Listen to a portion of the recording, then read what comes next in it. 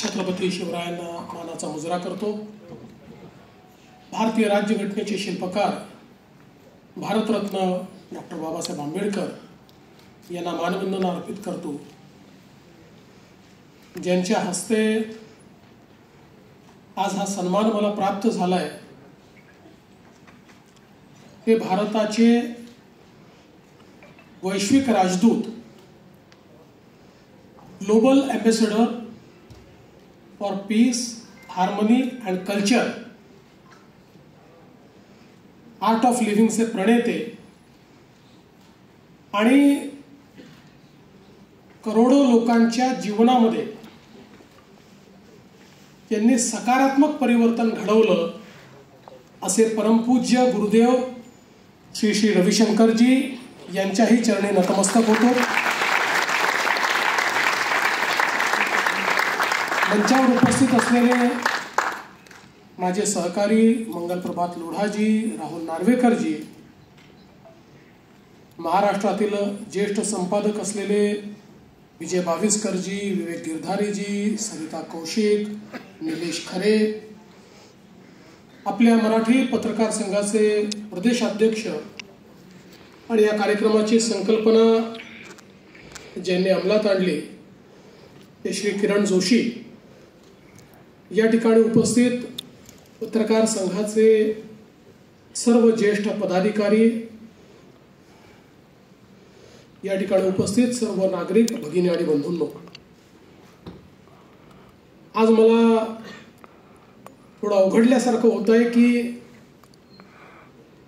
नुकतंच गुरुदेवांनी या ठिकाणी माझा सत्कार केलेला आहे आणि आता त्या सत्काराला उत्तर देण्याकरता मी उपस्थित झालेलो आहे। खरं तर माझ्या जीवनामध्ये इतकी पदं मी भूषवली, पण प्रत्येक पदावर गेल्यानंतर सत्काराची किंवा पुरस्काराची वेळ आली तर मी सातत्याने टाळत आलो। फार कमी पुरस्कार मी स्वीकारले, सत्कार तर नगण्य स्वीकारले। याचं कारण एक गोष्ट मी शिकलो की आपण ज्यावेळेस स्वतःला असं वाटेल की आपल्या हातून सत्कार्य झालाय त्यावेळी सत्कार स्वीकारला पाहिजे। आणि अद्याप तर मी माझं कर्तव्य करतोय आणि म्हणून या गोष्टीपासनं जास्तीत जास्त दूर मी राहिलो। पण ज्या क्षणी किरणजींनी सांगितलं की तुम्हाला पुरस्कार द्यायचा आहे आणि तो गुरुदेवांच्या हस्ते द्यायचा आहे, त्या क्षणी मी नाही म्हणू शकलो नाही, कारण गुरुदेवांच्या हस्ते पुरस्कार घ्यायचा आणि अशा प्रकारचं भाग्य हे जर लाभत असेल तर त्याला कोण नाही म्हणेल। आणि म्हणून मी त्यांना तात्काळ सांगितलं की निश्चितपणे मी हा पुरस्कार स्वीकारण्याकरता येईल। मराठी पत्रकार संघाचे मी मनापासून आभार मानतो की फिनिक्स पुरस्काराकरता त्यांनी माझी निवड केली आणि आमच्या चारही संपादकांनी या ठिकाणी आपलं मनोगत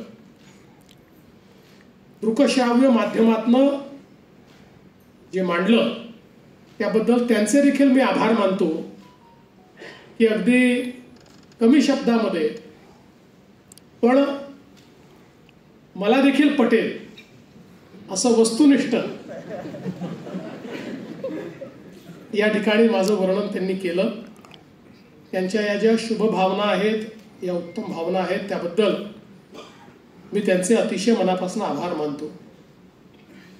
आणि हा सोहळा गुरुदेव येत आहेत तर चांगलाच होईल हे मला माहिती होतं, पण हा इतका नीटनेटका होईल, इतका सुंदर होईल याची मात्र किरणजी मला कल्पना नव्हती। या सोहळ्याच्या मागे अतिशय कल्पकता तुम्ही या ठिकाणी खरं म्हणजे लावलेली आहे आणि विशेषतः इथल्या सर्वांना मला हे सांगितलं पाहिजे की जे ऑडिओ बुक आहे हे मलाही सरप्राईज आहे। मलाही हे माहिती नव्हतं की अशा प्रकारचं ऑडिओ बुक या ठिकाणी प्रकाशित केलं जाणार आहे. त्यामुळे मी खरोखर आपले अतिशय मनापासून आभार मानतो की अशा प्रकारचं एक अतिशय सुंदर असं ऑडिओ बुक आपण तयार केलं आणि अनेक नामवंत लोक एका मंचावर असताना कार्यक्रम कसा आटोपशीर होऊ शकतो याचे उत्तम उदाहरण म्हणजे हा कार्यक्रम आहे. हे मात्र या ठिकाणी आपण सगळ्यांनी मान्य केलं पाहिजे. खरं तर मी गमतीने आमच्या केतनला असं म्हणालो की केतन, मला पुरस्कार का मिळाला तुला माहिती आहे? मला का? मी म्हटलं, पहिल्यांदा जेव्हा मी मुख्यमंत्री झालो होतो त्याही वेळी त्याच्या आधीच्या 3 वर्षाचे पत्रकारांचे पुरस्कार बाकी होते. त्यामुळे ते 3 वर्षाचे आणि माझ्या काळातले असे सगळे पुरस्कार पत्रकारांना मी दिले. आणि आता पुन्हा मुख्यमंत्री झालो तर लक्षात आलं की गेल्या 5 वर्षातले पुरस्कार बाकी आहेत. त्याची घोषणा केली आणि तेही पुरस्कार मी देणार आहे. त्यामुळे सर्वाधिक पुरस्कार देणारा मुख्यमंत्री म्हणून यालाही एक पुरस्कार देऊन टाका असा तर विचार आमच्या पत्रकारांच्या मनामध्ये आला नाही ना, अशी एक शंका माझ्या मनामध्ये उत्पन्न झाली, जी मी केतनला बोलून दाखवली.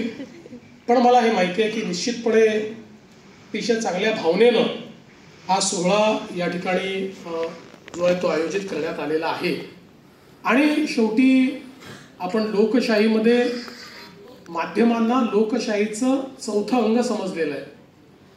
हे अदृश्य अशा प्रकारचं अंग आहे, पण हे अतिशय महत्त्वाचं अंग आहे.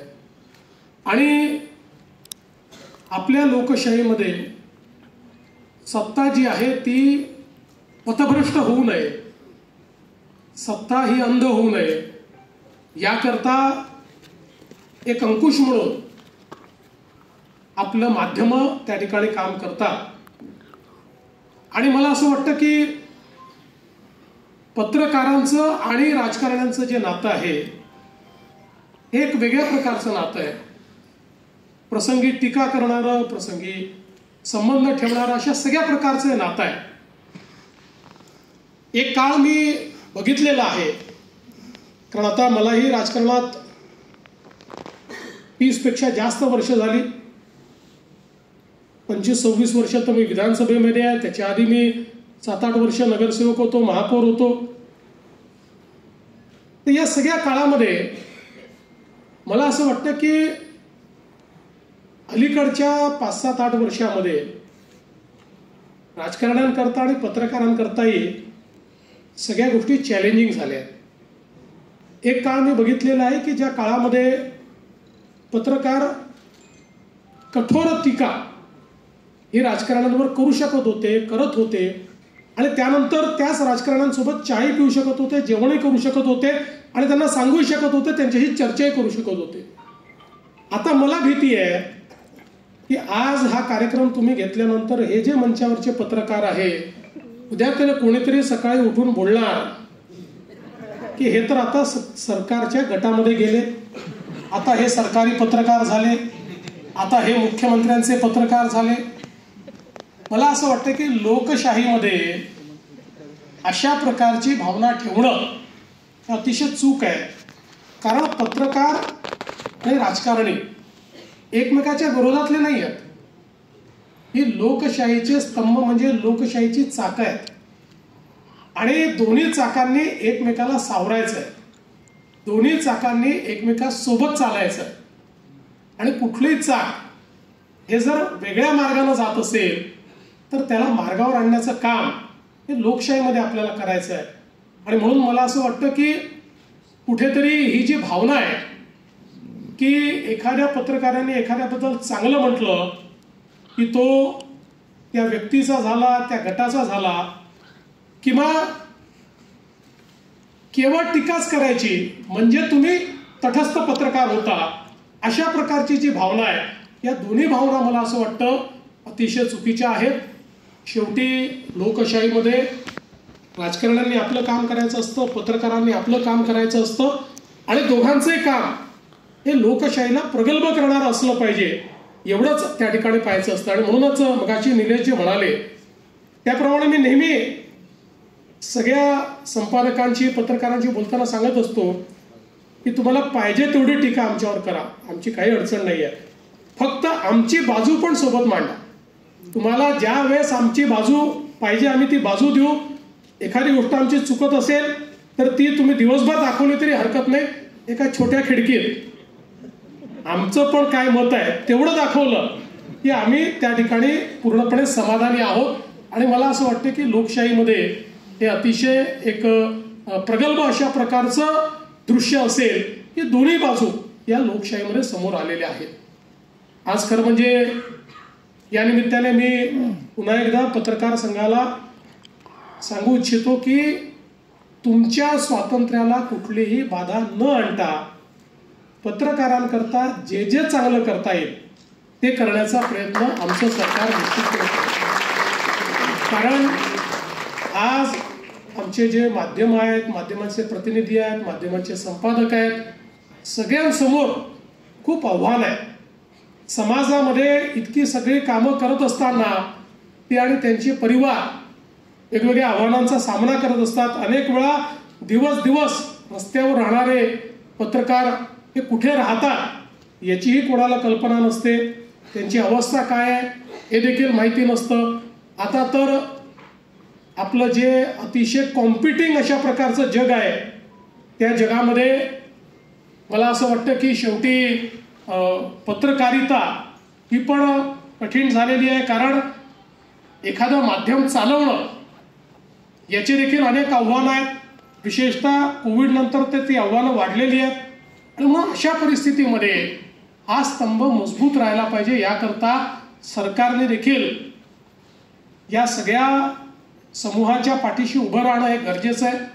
आणि म्हणूनच मागच्या काळामध्ये मी प्रयत्न केला. मग काही हाऊसिंगचे विषय असतील, काही पेन्शनचे विषय असतील, काही आरोग्याचे विषय असतील, ते कसे मार्गी लावता येतील, अजून खूप विषय बाकी आहेत आणि ते पूर्ण केले पाहिजे या मताचा मी आहे. त्यामुळे माझा सत्कार केला म्हणून नाही, तुम्ही सत्कार नसताही केला तरी देखील हे जे विषय आहेत हे मार्गी लावण्याचा प्रयत्न हा मी निश्चितपणे केला असता. खरं म्हणजे संपूर्ण माझ्या राजकीय आयुष्यामध्ये मी मगाशी देखील बोललो, दोनच गोष्टी मला इथपर्यंत घेऊन आल्या. पहिली गोष्ट म्हणजे पेशन्स. आणि तुम्हाला सिक्रेट सांगतो की मी चिडलेलं असं जर तुमच्या लक्षात आलं तर तुम्ही हे समजून घ्या की मला भूक लागली आहे. मी भूक लागली तेव्हाच चिडतो. मला काही खायला दिलं तर मी शांत होतो, बाकी मला फारसा राग काही येत नाही. आणि हा जो काही पेशन्स आहे तो पेशन्स आणि दुसरी सकारात्मकता. मला भेटलेल्या प्रत्येक व्यक्तीमध्ये काहीतरी चांगलं आहे हे पाहण्याचा प्रयत्न मी करतो. आणि कुठलंही काम माझ्याकडे आलं, काही कामं होतील काही होणार नाही, पण सकारात्मकतेनं ती कामं करण्याचा प्रयत्न करतो. आणि म्हणूनच तुम्ही फिनिक्स नाव दिलं तर म्हणजे मी काही राखेतनं उभा झालो नाही, पण अनेक वेळा लोकांना असं वाटलं की माझी राख होते आणि तेवढ्यात मी आपली भरारी घेतली.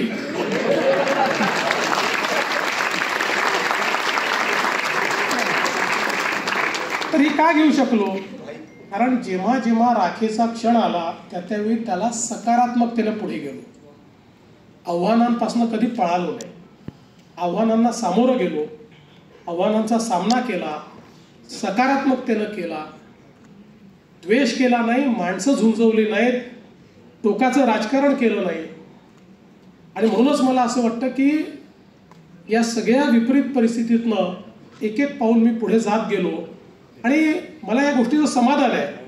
मागे वळून जेव्हा पाहतो त्यावेळेस एक 25 अशा गोष्टी मी सांगू शकतो की ज्या गोष्टी ज्या जनरेशनल आहेत, ज्या अनेक पिढ्यांच्या कामी येतील अशा करू शकलो, त्या गोष्टी घडवण्याचं भाग्य मला लाभलं.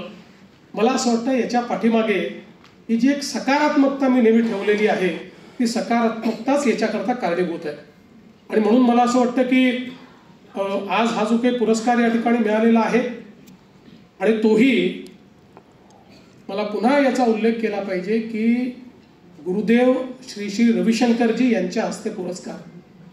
गुरुदेव हे केवळ एक स्पिरिच्युअल गुरु नाही आहेत, तर स्पिरिच्युअलिटी सोबत ते सन्मार्ग दाखवणारे आहेत, ते परिवर्तन घडवणारे आहेत. लाखो लोकांच्या जीवनात तर परिवर्तन त्यांनी घडवलंच आहे. पण आज समाजातला जो शेवटचा व्यक्ती आहे, जो दुःखी आहे, जो पीडित आहे, त्याच्याही जीवनात परिवर्तन घडवणारे गुरुजी आहेत.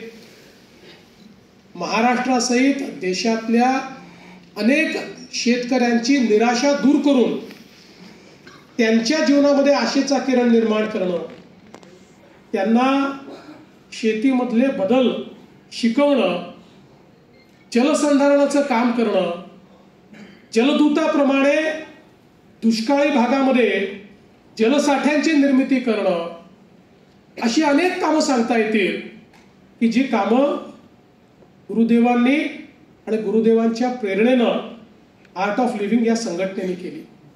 ज्यावेळी आम्ही जलयुक्त शिवारसारखी योजना सुरू केली आणि जी महाराष्ट्रामध्ये ट्रान्सफॉर्मेटिव्ह योजना म्हणून 20,000 गावांचं परिवर्तन घडवणारी योजना, ही जलयुक्त शिवारसारखी योजना, ही योजना सुरू केल्यानंतर सर्वात पहिल्यांदा सरकारच्या मदतीला कोणी आलं असेल तर आर्ट ऑफ लिव्हिंग त्या ठिकाणी केलं.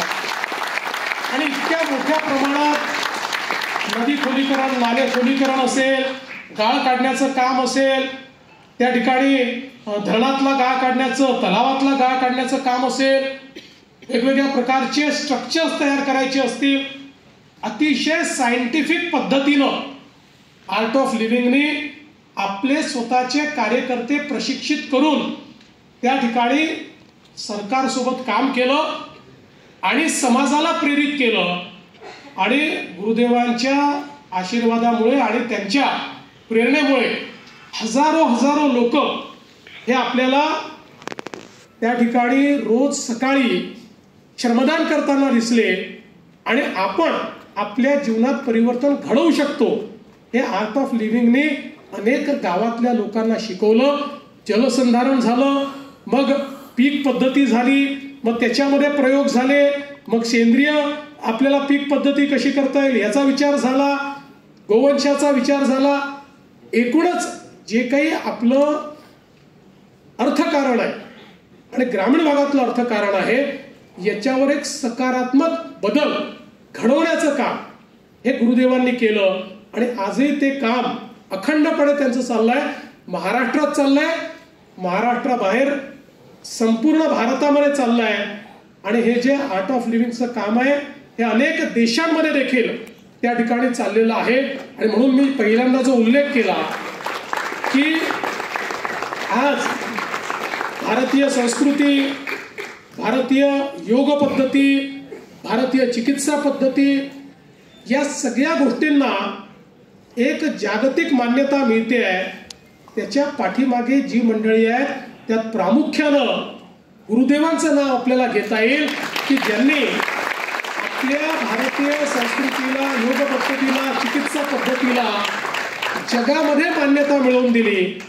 आणि मला आजही आठवतं की त्यांनी दिल्लीमध्ये जे ग्लोबल हार्मनीचं एक संमेलन घेतलं होतं.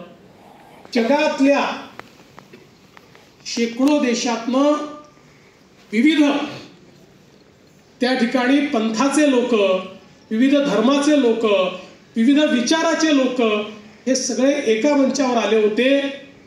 ज्या प्रकारे स्वामी विवेकानंदांनी धर्म परिषदेमध्ये भारतीय विचारांना जागतिक वारसा मिळवून दिला, त्याचंच प्रत्यंतर हे यमुनेच्या तीरी आम्ही गुरुदेवांच्या माध्यमातनं त्या हार्मनी परिषदेमध्ये बघितलं.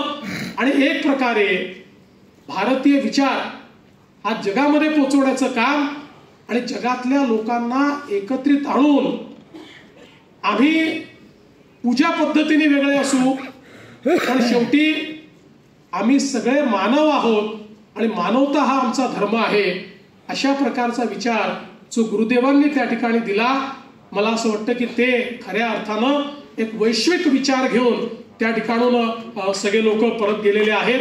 आणि म्हणून मला असं वाटतं की अशा प्रकारचे गुरुदेव आज या ठिकाणी आले आणि त्यांनी माझा सत्कार केला. मला असं वाटतं की या फिनिक्स हा जो काही पुरस्कार आहे, या पुरस्काराचाही सन्मान वाढला आणि माझाही सन्मान वाढला, त्याबद्दल मी मराठी पत्रकार संघाचं अतिशय मनापासून आभार मानतो. आणि पुन्हा एकदा मराठी पत्रकार संघाला आणि त्यांच्या माध्यमातून महाराष्ट्राच्या समस्त जनतेला आश्वस्त करू इच्छितो की मगाशी जसं सांगितलं की हे पद नाही, ही जबाबदारी आहे.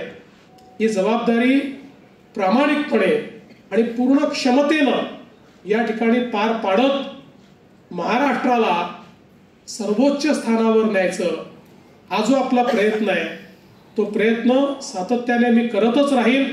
आणि या प्रयत्नामध्ये हा जो काही फिनिक्स सन्मान सोहळा आहे, हा जो पुरस्कार तुम्ही दिलेला आहे, या पुरस्कारामुळे हे कार्य करण्याची शक्ती माझी द्विगुणित होईल हा विश्वास मी व्यक्त करतो. पुन्हा एकदा आमच्या मराठी पत्रकार संघाचे आणि आमच्या चारही संपादकांचे अतिशय मनापासून आभार मानतो, गुरुदेवांचे आभार मानतो आणि माझं बोलणं संपवतो. धन्यवाद. जय हिंद, जय महाराष्ट्र.